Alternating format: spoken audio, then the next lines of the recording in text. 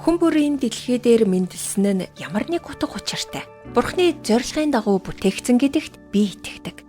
Гэхдээ энэ талаар ярих бүрд хөгжлийн бэрхшээлтэй хүмүүсийн тухай бодогддог. Бурхан тэднийг бүтээхдээ алтаа гаргасан гэж үү? Би танд Йохан болон Кристийн Хаган нарын хүү Жонныгийн түүхийг хуваалцъя. Жонны хүнд хэлбэрийн тархины саажилттай төрсөн юм.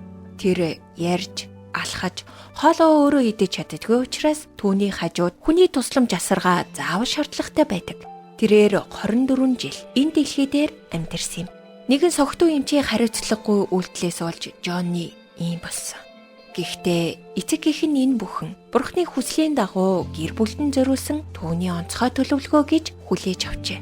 Тэд хүүгээ халамжлахын тулд хязгааргүй их хайр, цаг хугацаа, хүчин чармаалтыг зориулсан юм.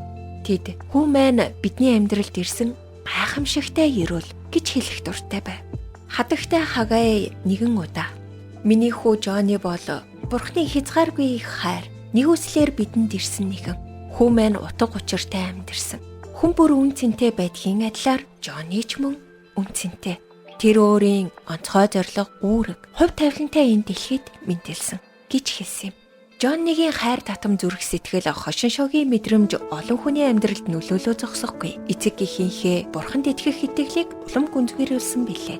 Бурхан түүний амьдралаар дамжуулан хөгжлийн бэрхшээлтэй хүмүүсийг дэлхийн үзлээс тис өөрөөр хардаг гэдгийг ойлгуулсан юм. Дэлхийн соёлд төгс төгөлдөр байдлыг чухалчилдаг. Харин Библиэд бидний бүрэн бүтэн эсхээс үл хамааран хүн бүр энэ дэлхийд тодорхой зорилготой бүтээгдсэн гэж хэлдэг.